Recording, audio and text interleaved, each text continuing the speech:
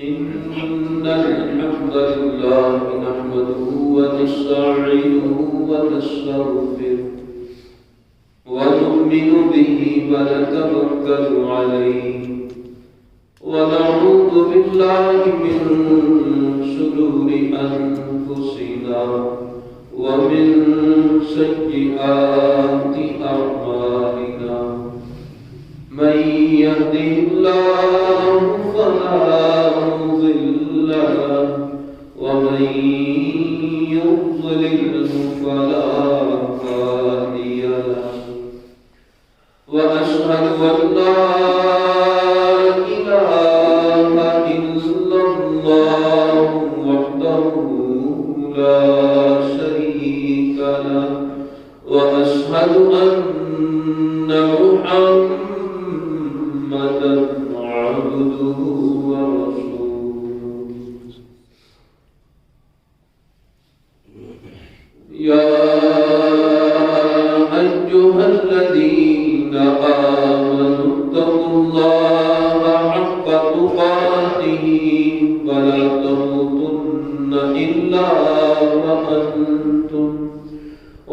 تموتن إلا وأنتم مسلمون يا أيها الناس اتقوا ربكم الذي خلقكم من نفس واحدة وخلق منها زوجها وبث منهما رجالا كثيرا ونساء واتقوا الله الذي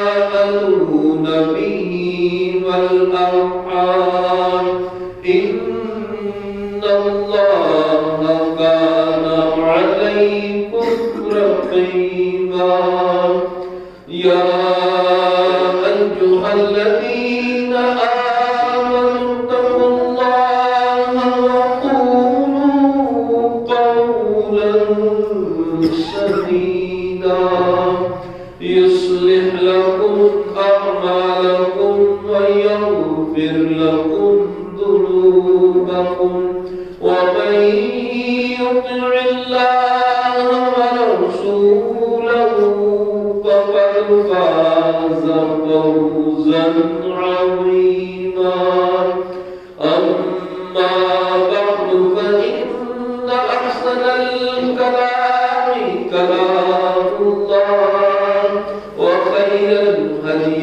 هدي محمد صلى الله عليه وسلم وشر الأمور محدثاتها وكل محدثة بدعة وكل بدعة ضلالة وكل ضلالة في النار أعوذ بالله السميع العليم من الشيطان الرجيم من همزه ونفخه ونفسه بسم الله الرحمن الرحيم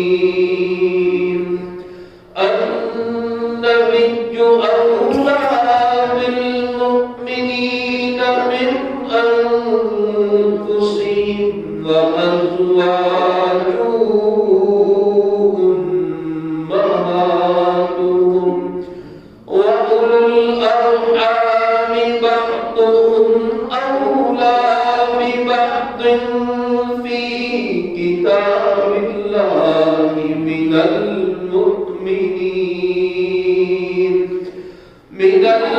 المؤمنين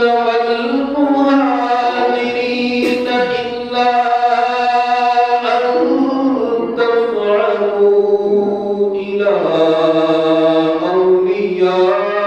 أوليائكم معروفا كان ذلك في الكتاب مسطورا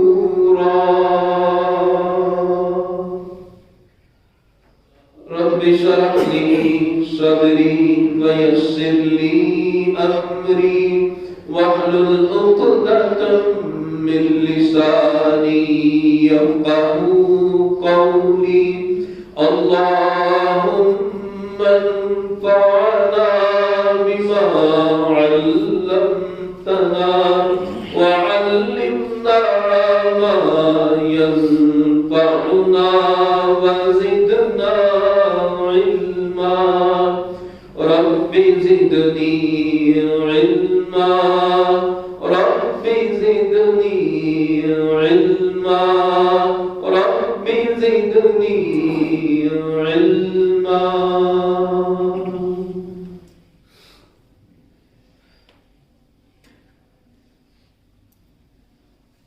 ہر قسم کی تعریفات خالق کائنات اور مالک ارض و سما کے لیے اور لاکھوں کروڑوں درود و سلام اس ہستی اقدس و مقدس پر جن کا نام نامی اسم گرامی محمد اکرم صلی اللہ علیہ وآلہ وبارک وسلم ہے. ذات مبارکہ مطہرہ کہ خالق کائنات نے جن کو کائنات کے واسیوں کے لیے راہبر رہنما اور ہادی بنا کے بھیجا ہے. گزشتہ جمعۃ المبارک کے خطبات میں ازواج مطہرات امہات المؤمنین ان کا تذکرہ ہو رہا تھا. آپ صلی اللہ علیہ وسلم کی پہلی زوجہ سیدہ خدیجہ الکبریٰ رضی اللہ تعالی عنہا، دوسری اہلیہ گھر میں تشریف لائی وہ ام المؤمنین سیدہ سودا رضی اللہ تعالی عنہا، تیسری اہلیہ جو آپ صلی اللہ علیہ وسلم کے گھر میں تشریف لائیں وہ ام المؤمنین سیدہ عائشہ رضی اللہ تعالی عنہا ہے. آپ صلی اللہ علیہ وسلم کی چوتھی اہلیہ ام المؤمنین سیدہ حفصہ بنت عمر رضی اللہ تعالی عنہما ہے. پانچواں نکاح ام المؤمنین سیدہ زینب بنت خزیمہ رضی اللہ تعالی عنہا سے کیا. اور چھٹا نکاح ام المؤمنین سیدہ ام سلمہ رضی اللہ تعالی عنہا سے آپ صلی اللہ علیہ وسلم نے کیا. ہماری ام سلمہ رضی اللہ تعالی عنہا ان کا نام تھا ہند. ان کا ایک بیٹا تھا اس کا نام سلمہ تھا. تو اس بیٹے کی نسبت سے ان کی کنیت تھی ام سلمہ، یعنی سلمہ کی ماں، ان کی امی. تو عرب کے اندر یہ کنیت اس طرح معروف تھی. اس طرح نبی صلی اللہ علیہ وسلم کا سب سے بڑا بیٹا قاسم تھا تو آپ اس نام کو کہتے تھے ابو القاسم، قاسم کے باپ. تو یہ ام سلمہ کی والدہ اس کنیت سے معروف ہیں اور یہی نام ان کا معروف ہے سیدہ ام سلمہ رضی اللہ تعالی عنہا. مکہ کے رئیس تھے ان کے والد ابو امیہ، بڑے سخی اور مخیر آدمی تھے. یہاں تک کہ جس قافلے میں وہ جاتے ہیں تو اس قافلے کے سارے افراد کے کھانے پینے زیادہ راہ کا خرچہ خود اٹھاتے تھے. یہ سخاوت تھی ان کی کہ بھئی آپ کا کھانا پینا میرے ذمہ ہے. بعض دفعہ ہوتا ہے انسان سفر میں جاتا ہے تو کوئی ساتھی کہتا ہے جناب یہ کھانا اس سفر میں یہ میں کھلاؤں گا، یہ میری طرف سے.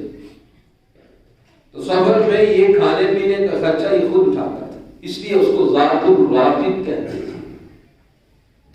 مسافروں کے لیے ذات راہ کو عطا کرنے والا ابو بکر. یعنی سیدہ ام سلمہ رضی اللہ تعالی عنہا انتہائی مالداری میں پیدا ہوئی اور ابتدائی زندگی انتہائی شان و شوکت کے ساتھ اور دولت کی فراوانی کے ملک میں بسر کی. ان کا پہلا نکاح نبی صلی اللہ علیہ وسلم کی صغیر پھوپھی کے بیٹے اور آپ صلی اللہ علیہ وسلم کے رضائی بھائی کہ وہ آپ کے دوسری بھائی بھی سیدنا عبداللہ بن عبد الاسد ان کے ساتھ ہوا. یہ بھی اس قبیلے سے معروف ہیں سیدنا ابو سلمہ رضی اللہ تعالیٰ کہ سلمہ کے ابو ہیں یہ. تو یہ ساتھ جو ہے پہلا نکاح سیدہ ام سلمہ رضی اللہ تعالی عنہا کا ہوا۔ نبی صلی اللہ علیہ وسلم پر ابتدائی دور میں یہ دونوں میاں بیوی مسلمان اسلام قبول کر دیا، اور اسلام قبول کرنے کے بعد جب مکہ والوں کی طرف سے سختی بڑھ گئی، جو پہلی ہجرت تھی مکہ سے حبشہ کی طرف، تو ہماری ام سلمہ رضی اللہ تعالی عنہا اپنے خاوند ابو سلمہ رضی اللہ عنہ کے ساتھ ہجرت کرتی ہیں حبشہ کی طرف، پھر واپسی ہوئی، پھر دوبارہ ہجرت ہوئی حبشہ کی طرف، تو دوبارہ ہماری ام سلمہ رضی اللہ تعالی عنہا اپنے خاوند کے ساتھ دوبارہ حبشہ ہجرت کرتی ہیں۔ دو مرتبہ ہجرت حبشہ کی طرف ہونے والی ان دونوں ہجرتوں میں سیدہ ام سلمہ رضی اللہ تعالی عنہا شامل تھی۔ پھر مکہ میں ہی حبشہ سے واپس آ گئی۔ حبشہ سے مکہ میں جب واپس آئی تو مکہ کے اندر سوانح نگاروں نے، مورخین نے، سیرت نگاروں نے لکھا ہے کہ وہ پہلی خاتون ہیں جنہوں نے مکہ سے مدینہ ہجرت کی۔ یہ پہلی خاتون تھی کہ جنہوں نے مکہ سے نکل کر مدینہ کی سرزمین پر قدم رکھا، مسلمان ہونے کے ناطے جب یہاں سے نکل کر مکہ سے مدینہ گئے، پہلی اول خاتون ہے۔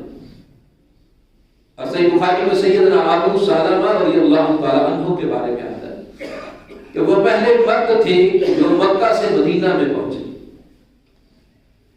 اور ایک روایت میں سیدنا مصعب بن عمیر رضی اللہ تعالی عنہ کا ذکر آتا ہے کہ وہ پہلے شخص تھے جو مکہ سے مدینہ ہجرت کرتے تھے۔ دونوں میں امام ابن حجر اسقلانی رحمہ اللہ نے تطبیق کی دی ہے، دونوں روایات صحیح بخاری کے اندر ہے۔ کبھی باقاعدہ ہجرت کا حکم نہیں ہوا تھا تو اس وقت سیدنا ابو سلمہ رضی اللہ عنہ مکہ چھوڑ کے مدینہ چلے گئے۔ مکہ والوں نے پریشان کیا، جینا دوبر کر دیا، جب حبشہ سے واپس آئے تو پھر مکہ چھوڑ کر مدینہ چلے گئے۔ اور سیدنا ابو مصعب بن عمیر رضی اللہ عنہ نے اس وقت ہجرت کی جب باقاعدہ حکم آ گیا کہ اب مکہ سے مدینہ ہجرت کر رہے ہیں۔ بہرحال سیدنا ابو سلمہ رضی اللہ عنہ سب سے پہلے مکہ سے مدینہ پہنچے۔ ہماری ام سلمہ رضی اللہ تعالی عنہا ان کی ہجرت کا واقعہ بڑا تکلیف کے مرحلوں سے گزرنے والا ہے۔ ہوا یہ کہ ابو سلمہ رضی اللہ عنہ اپنی اہلیت کے ساتھ مکہ سے نکلتے ہیں، گود میں چھوٹا بچہ ہے، مکہ سے مدینہ جانے کے لیے ابھی مکہ سے نکلے نہیں کہ سیدہ ام سلمہ رضی اللہ تعالی عنہا ان کے گھر والے آتے تھے اور ان کو آگے کہتے ہیں بھائی آپ نے جانا ہے تو جاؤ، ہماری بیٹی آپ کے ساتھ نہیں جائے گی۔ زبردستی سیدہ ام سلمہ رضی اللہ تعالی عنہا کو روک دیا۔ یہ ساتھ صورتحال ہوئی تو سیدنا ابو سلمہ رضی اللہ عنہ کے گھر والے بھائی آ گئے، انہوں نے کہا کہ یہ بچہ یہ ہمارا ہے، ہمارے خاندان کا ہے، ہمارے بھائی کا بیٹا ہے، یہ آپ کے پاس نہیں رہ سکتا، وہ بچہ چھین کے لے گئے۔ سیدہ ام سلمہ رضی اللہ عنہا اکیلی گھر میں، بیٹا سسرال میں، خاوند، جب انہوں نے دیکھا ابو سلمہ رضی اللہ تعالی عنہ نے تو اکیلے ہی مکہ سے مدینہ ہجرت کر کے چلے گئے۔ اور ہماری ام سلمہ رضی اللہ تعالی کی کیفیت یہ تھی کہ روزانہ مکہ سے نکلتی، اب مکہ سے باہر ایک جگہ وہاں پر بیٹھ کے سارا دن ہوتی رہتی، بچہ ادھر ہے، خاوند ادھر ہے، 7-8 دن گزر گئے، کسی خاندان کے بندے پر جو ہے نا کوئی اثر نہیں ہوا۔ چند دنوں کے بعد خاندان کے ایک شخص کے دل میں اللہ نے رحم ڈالا، اس نے کہا کہ آپ کیوں رکاوٹ بن رہے ہیں؟ ان کو بھی جا کر کہا کہ بچہ اس کو دو، جاتی ہے تو جانے دو، تم کیوں روکتے ہو؟ اللہ اکبر، مان کے لوگ سیدہ ام سلمہ رضی اللہ تعالی عنہا ان کو بیٹا بھی دیا، جانے کی اجازت دی، لیکن ساتھ جانے والا کوئی نہیں تھا۔ مکہ سے مدینہ ہجرت کرنے کے لیے ساتھ جانے والا اس وقت کوئی نہیں تھا، لیکن سیدہ ام سلمہ رضی اللہ تعالی عنہا تنے تنہا سواری میں بیٹھی مکہ سے مدینہ کی طرف چل گئی۔ راستہ کتنا پرخطر ہو سکتا ہے، آج کی طرح جی ٹی روڈ نہیں بنا تھا، راستے کی سہولت نہیں تھی، لوگ قافلوں کے ساتھ سفر کرتے تھے، راستے میں جنگلات ہیں، راستے میں جانور ہیں، راستے میں مختلف قسم کی صعوبتیں اور عقوبتیں ہیں، لیکن سیدہ ام سلمہ رضی اللہ تعالی عنہا بچے کو اپنے ساتھ سواری میں بٹھایا اور اللہ کے راستے میں وہاں مکہ سے نکل کر مدینہ کی طرف چل پڑی. تنعیم پہنچی کافی سفر طے کرنے کے بعد. وہاں پر عثمان بن طلحہ، یہ عثمان بن طلحہ جن کے پاس خانہ کعبہ کی کنجی ہوتی تھی، کلید بردار، کنجی بردار، مکہ میں حرم کے اندر خاص منصب تھا کہ بیت اللہ کی وہ کنجی جس کے پاس. یہ ابو سلمہ رضی اللہ عنہ کے دوست تھے. انہوں نے دیکھا، کہا کہاں کا قصد ہے؟ ام سلمہ کہاں جاتی؟ کہا میرے خاوند مدینہ گئے ہیں، میں ابھی مکہ کو چھوڑ کر مدینہ جا رہی ہوں. کہا ساتھ کون ہے؟ کہا کوئی نہیں، یہ بچہ ہے اور اللہ کا نام ہے اور ہم جا رہے ہیں. کہا اکیلے نہیں جانے دوں گا، ایسے نہیں جا سکتے. سیدنا عثمان بن طلحہ یہ مکہ فتح ہوا تو اس موقع پر یہ مسلمان ہوئے اور پھر نبی صلی اللہ علیہ وسلم اسی موقع پر جب علی رضی اللہ تعالیٰ عنہ نے بھی کہا، کچھ اور چچا عباس نے بھی کہا کہ یہ خانہ کعبہ کی کنجی اب ہم کو دے دیں. نبی اسلام نے فرمایا آج دن وفاؤں کا دن ہے، آج وفاداری کا دن ہے. وہاں پر نبی اسلام نے اسی عثمان بن طلحہ کو آواز دی. عثمان بن طلحہ کہاں ہے؟ آئے، کہا یہ لو کنجی کعبۃ اللہ کی، پہلے بھی تمہارے پاس تھی، اب بھی تمہارے پاس رہے گی، اور تم سے جو لے گا وہ ظالم ہوگا. اور یہ نبی اسلام کی دی ہوئی کنجی تھی کہ اس کے بعد حضرت عثمان بن طلحہ کے اور ان کے خاندان کے پاس ہی کنجی نہیں ہے. تو یہ عثمان بن طلحہ یہ سیدہ ام سلمہ رضی اللہ تعالی عنہا کے ساتھ جو ہے وہ مکہ سے مدینہ جاتے ہیں. ہماری ام سلمہ کہتی ہے میں نے اس سے زیادہ شریف النفس انسان کبھی نہیں دیکھا. جب سواری میں کہیں راستے پر اترنے کا وقت ہوتا تو دور ہو کے کھڑا ہو جاتا، اب میں اپنے بچے کے ساتھ اترتی، پھر اسی طرح جب بیٹھنا ہوتا تو اسی طرح دور ہو کے کھڑا ہو جاتا اور ہم بیٹھ جاتے. اور پھر اس طرح مکہ سے مدینہ قباء کی بستی جب دور سے نظر آئی تو مجھے کہنے لگے کہ یہاں اس بستی کے اندر تمہارے خاوند ہے، جاؤ وہاں پر تم چلی جاؤ. تو اس طرح ہماری ام سلمہ رضی اللہ عنہ پہلی خاتون ہے، مسلمانوں میں پہلی خاتون جو مکہ چھوڑ کر مدینہ پہنچ گئی. قباء میں پہنچے کیونکہ باپ بہت بڑا نامور آدمی تھا، ابو امیہ سخی آدمی اور سخاوت میں اس کا توتی بولتا تھا. جب لوگوں کو بتایا کہ میں ابو امیہ کی بیٹی ہوں تو کوئی ماننے کے لیے تیار نہیں ہوا. تو تنے تنہا اتنی دور سے مکہ سے مدینہ، اتنا امیر سخی سردار آدمی، اس کی بیٹی کیسے ہو سکتی ہے اور جس طرح سفر کر کے آ سکتی ہے؟ کہا اعتبار نہیں آیا. مسند احمد میں آتا ہے روایت میں کہ پھر جب لوگ حج کے لیے گئے تو ہماری ام سلمہ نے خط لکھا اپنے گھر والوں کی طرف کہ میں مدینہ میں پہنچ گئی. پھر لوگوں کو معلوم ہوا کہ باقی ابو امیہ جو اجود العرب، عرب کے اندر سب سے سخی نام سے معروف تھا، کیونکہ یہ جو مدینہ سے جاتے تھے ان کی ضیافت بھی کیا کرتے تھے. پھر لوگوں نے بڑی تعلیم اور بڑی تقریر کی سیدہ ام سلمہ رضی اللہ تعالی عنہا نے. بعد نبی صلی اللہ علیہ وسلم سے پہلے یہ دونوں میاں بیوی ابو سلمہ اور ام سلمہ رضی اللہ مکہ سے مدینہ ہجرت کر کے پہنچے. نبی اسلام ہجرت کر کے مدینہ آ گئے. بدر کا معرکہ پیش آیا، سیدنا ابو سلمہ رضی اللہ عنہ معرکے میں شامل ہوئے. احد کا معرکہ پیش آیا، سیدنا ابو سلمہ رضی اللہ عنہ احد کے معرکہ میں شامل ہوئے، لیکن احد میں زخمی ہو گئے. 1 مہینہ علاج کرنے کے بعد زخم ٹھیک ہوا، لیکن اندر شاید انفیکشن باقی تھی کہ کچھ عرصہ کے بعد وہ زخم جو ہے وہ دوبارہ ہرا ہو گیا اور جسم کے اندر وہ زہر پھیل گیا، یہاں تک کہ سیدنا ابو سلمہ رضی اللہ تعالی عنہ ان کی زندگی کا آخری وقت تک پہنچا. امام مسلم نے اس حدیث کو نقل کیا ہے کہ نبی صلی اللہ علیہ وسلم سیدنا ابو سلمہ جو پھوپھی کے بیٹے بھی تھے، آپ اسلام کی سگی پھوپھی کے بیٹے، اور آپ صلی اللہ علیہ وسلم کے رضاعی بھائی، دودھ شریف بھائی بھی تیمارداری کے لیے تشریف لائے.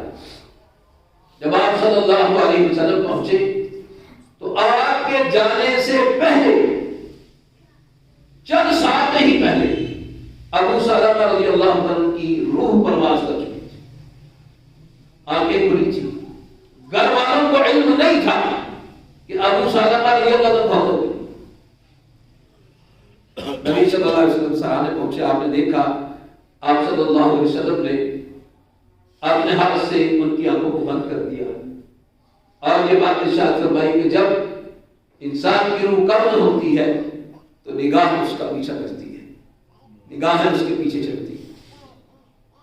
اس لیے جب فوت ہو، اس کی آنکھیں کھلی ہو، تو نبی صلی اللہ علیہ وسلم نے آنکھوں کو بند کر دیا۔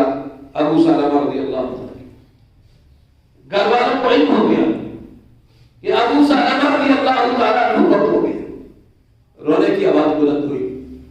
نبی صلی اللہ علیہ وسلم نے فرمایا لا تدعوا علی انفسکم الا بخیر، میں اپنی جانوں کے خلاف کوئی زبان سے بات نہیں کی، کوئی کلمہ ایسا نہ کہے جو آپ کی جانوں کے خلاف ہو، ہاں خیر کی بات کرے۔ کیوں؟ فإن الملائکۃ یؤمنون علی ما تقولون، یقیناً فرشتے آمین کہتے ہیں، جو بھی تم بات کہو گے اس پر فرشتے آمین کہتے ہیں۔ پھر نبی صلی اللہ علیہ وسلم ابو سلمہ رضی اللہ عنہ کے پاس کھڑے، سرانے کھڑے، تو آپ صلی اللہ علیہ وسلم نے اس موقع پر کھڑے ہو کر سیدنا ابو سلمہ رضی اللہ عنہ کے لیے دعا کی۔ آپ نے اسلام میں فرمایا اللہم اغفر لی ابی سلمہ وارفع درجتہ فی المہدیین واخلفہ فی عقبہ فی الغابرین واغفر لنا ولہ یا رب العالمین وافضح لہ فی قبرہ ونور لہ فی۔ اے اللہ ابو سلمہ کو بخش دیجیے، معاف کر دیجیے، وارفع درجتہ فی المہدیین، ہدایت یافتہ لوگوں میں یا اللہ اس کا درجہ بلند فرما دے، وَأَخْلِفْهُ فِي عَقِبِهِ فِي الْغَابِرِينَ، یا اللہ اس کے جو پسماندگان ہیں ان کے آپ جانشین بن جائیں، وَاغْفِرْ لَنَا وَلَهُ يَا رَبَّ الْعَالَمِينَ، اے رب العالمین ہمیں بھی بخش دیجئے، اس کو بھی بخش دیجئے، وَافْضَحْ لَهُ فِي قَبْرِهِ، اس کی قبر کو کشادہ فرما دیجئے، وَنَوِّرْ لَهُ فِي، اور قبر کو اس کے لیے منور فرما دیجئے گا۔ یہ نبی صلی اللہ علیہ وسلم نے سیدنا ابو سلمہ رضی اللہ تعالیٰ عنہ کے سرانے کھڑے ہو کر یہ دعا کی۔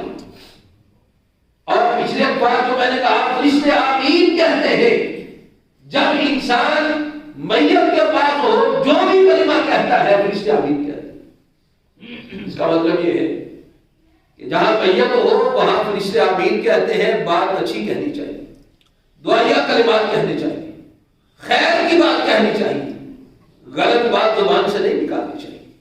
ام سلمہ رضی اللہ عنہ کے خاوند فوت ہوئے، نبی اسلام نے اس موقع پر دعا کی ہے، یہ مسلم کے اندر ہے۔ اس کا مطلب ہے کہ وہاں دعا کرنی چاہیے۔ آج ہم میت کے متعلق مختلف دعاؤں کے مقام خود ہی بنا لیے بڑے سارے، وہاں پر دعا کریں، وہاں پر کریں، وہاں پر کریں، اور جہاں پر دعا کی نبی صلی اللہ علیہ وسلم نے وہاں پر اللہ ماشاء اللہ شاید ہی کسی کو اس وقت یاد ہو کہ یہ موقع دعا کا ہے، فرشتے آمین کہتے ہیں، دعا قبول ہوتی ہے، وہاں پر دعا کرنی، اس موقع پر دعا کرنی، کیونکہ میت کے لیے بخشش کی دعا کرے، فرشتے آمین کہتے ہیں اور اس کو دعا قبول ہوتی ہے۔ سیدہ ام سلمہ رضی اللہ تعالی عنہا خاوند فوت ہو گئے، لیکن ان کا تعلق آپس میں اتنا گہرا تعلق تھا، سیدہ ام سلمہ کا اپنے خاوند ابو سلمہ رضی اللہ عنہ کے ساتھ بعد میاں بیوی کے تعلق ہوتے ہیں، محبتوں والے، چاہتوں والے، اور شدید وابستگی ہوتی، بس ایسی ہی وہ کیفیت تھی ان کی۔ ہماری ام سلمہ کہتی ہیں کہ ہماری وابستگی شدید تر تھی۔ ایک دفعہ ہم دونوں میاں بیوی بیٹھے ہوئے تھے، تو میں نے سنا کہ جو میاں بیوی ہوتے ہیں اگر بعد میں شادی ایک نہ کرے دوسرا فوت ہونے کے بعد تو جنت میں بھی اکٹھے ہوتے ہیں۔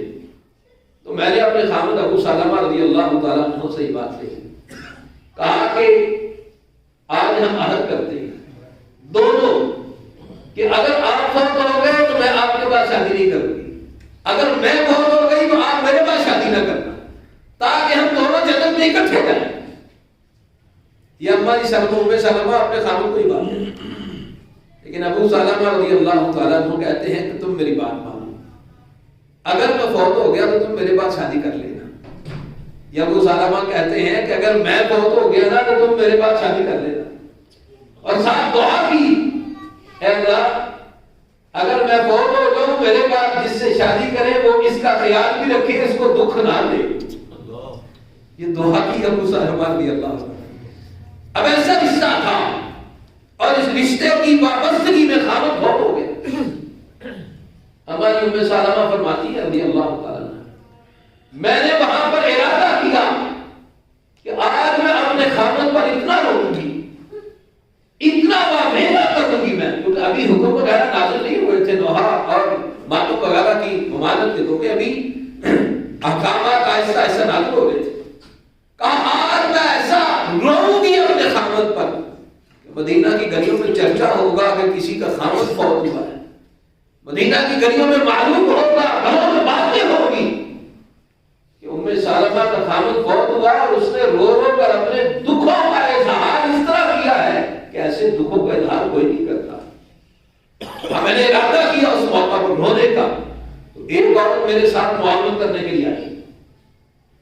جہاں بینک چیک ڈالتے ہیں نا تو وہاں پر اکیلا بندہ نہیں بینک ڈالتا، رات دو ہوتی ہیں، جو دو فریق ہوتی ہیں، 2 3 4 ہوتی ہیں. ایک ادھر سے بینک ڈالتی ہے، دوسری ادھر سے ڈالتی ہے، پھر وہ بولتی ہے، پھر وہ بولتی ہے.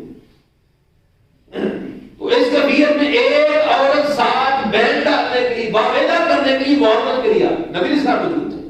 آپ نے وہاں موجود ہے سرانے کھڑے، آپ اسلام نے دیکھا تو آپ اسلام نے اس خاتون کو یہ بات کہی، کہا کہ آپ اس طرح کر کے آپ اس گھر میں شیطان کو داخل کرنا چاہتے ہو جس سے گھر سے اللہ نے شیطان کو نکال دیا تھا. اللہ نے شیطان کو نکال دیا اس واویلے سے، اس بینک سے، اور اس طرح نوحہ کرنے سے وہ شیطان گھر میں داخل ہو جائے. اما ام سلمہ فرماتی ہے آپ صلی اللہ علیہ وسلم نے جب یہ بات ارشاد فرمائی تو پھر میں نے اپنے اس پروگرام کو موقوف کر دیا. ضبط اور حلم اور برداشت کا مظاہرہ. نبی صلی اللہ علیہ وسلم کی بات پر یقین ہے کہ اگر واویلا کرے تو گھر میں شیطان داخل ہوتا ہے، اور آپ صلی اللہ علیہ وسلم صبر کی تلقین کرتے ہیں. نبی اسلام کی صحابیات اس پر عمل کرتی ہوئی اس کڑے اور مشکل ترین وقت میں بھی صبر اور تحمل کا دامن ہاتھ سے نہیں چھوڑتی، اور اللہ کی رضا پر راضی رہنے کے لیے پورے حلم اور برداشت کا مظاہرہ کرتی. حلم کا مظاہرہ کیا، صبر کیا آپ نے خامد. کہا پھر میں نے کوئی واویلا اور کوئی ایسی کیفیت اختیار نہیں کی جو صبر کے منافی ہو سکتی تھی. بہرحال ابو داؤد میں روایت آتی ہے اور ایک روایت میں نبی صلی اللہ علیہ وسلم کے متعلق آتا ہے کہ آپ نے خود بتایا. ابو داؤد میں روایت یہ آتی ہے کہ ایک دفعہ نبی صلی اللہ علیہ وسلم نے مجلس کے اندر یہ حدیث بیان کی کہ جو شخص اس کا کوئی نقصان ہو جائے وہ یہ الفاظ پڑھے تو اللہ تعالیٰ اس سے بہتر بدلہ عطا فرما دیتے ہیں. اور ایک روایت میں آتا ہے کہ نبی اسلام یہ بات سید ام سلمہ رضی اللہ عنہا کو کہی. تو ایک روایت میں ابو سلمہ جب زندہ تھے اس وقت یہ آپ نے اسلام سے سنا تو گھر آپ کر یہ بات کہی ام سلمہ اپنی اہلیہ سے کہ نبی اسلام سے آج میں نے حدیث سنی ہے. آپ صلی اللہ علیہ وسلم نے فرمایا کہ جو شخص یہ کلمات پڑھتا ہے تو اللہ تعالیٰ اس کو بہتر بدلہ دے دیتے ہیں. وہ کلمات کیا ہیں؟ انا للہ و انا الیہ راجعون. بے شک ہم اللہ کے لیے اور بے شک ہم اسی کی طرف لوٹنے والے ہیں. اللہم اجرنی فی مصیبتی، اے اللہ مجھے میری اس مصیبت میں اجر عطا فرما دے. وَأَخْلِفْ لِي خَيْرًا مِنْهَا، اور اس سے بہتر مجھے بدلہ عطا فرما دے. یہ جو الفاظ پڑھتا ہے نبی اسلام نے فرمایا کوئی نقصان ہو جائے دنیا کے اندر، کوئی نقصان ہو جائے جان کا، مال کا، اسباب کا، وسائل کا، یہ دعا پڑھے اللہ بہتر بدلہ عطا فرما دے. ہماری فرماتی ہے یہ حدیث نبی اسلام کی جانب سے سکھائی ہوئی دعا میں پڑھتی رہی. ابو سلمہ فوت ہو گئے، میں یہ الفاظ پڑھتی تھی انا للہ و انا الیہ راجعون. اللہم اجرنی فی مصیبتی واخلف لی خیرا منہا. لیکن ساتھ دل میں خیال آتا کہ ابو سلمہ جیسا کون ہوگا، اس جیسا کون ہوگا جس نے 2 مرتبہ ہجرت حبشہ کی، جو اول اسلام قبول کرنے والے، جو سب سے پہلے مکہ سے مدینہ میں قدم رکھنے والے، جو چاہتوں بھری، محبتوں بھری، رشتے اور ناطے اور تعلق کو نبھانے والے میرے ساتھ، اس جیسا کون ہو سکتا ہے؟ لیکن نبی علیہ السلام نے فرمایا تھا پڑھنے سے اللہ بدلہ بہتر دیتے ہیں. میں پڑھتی رہی یہاں تک کہ جب عدت ختم ہو گئی تو محمد کریم صلی اللہ علیہ وسلم نے پیغام نکاح بھیج دیا. پھر مجھے پتا چلا کہ اللہ عز و جل نے بہتر نہیں بلکہ ساری کائنات کا کونین کا سردار ہی عطا فرما دیا. ساری کائنات کا سردار نے دیا. اللہ اکبر. انا للہ و انا الیہ راجعون. اللہم اجرنی فی مصیبتی واخلف لی خیرا منہا. یہ الفاظ پڑھے. بعد میں نبی صلی اللہ علیہ وسلم سے سیدہ ام سلمہ رضی اللہ تعالی عنہا ان کا نکاح ہو گیا.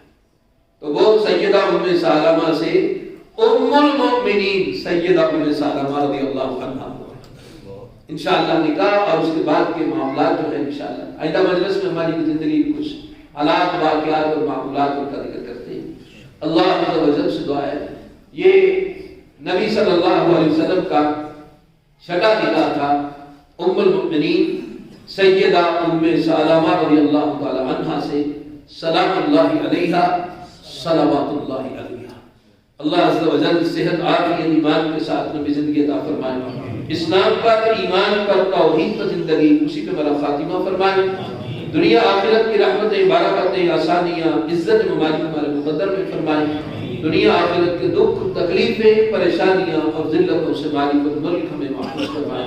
وآخر دعوانا ان الحمد للہ.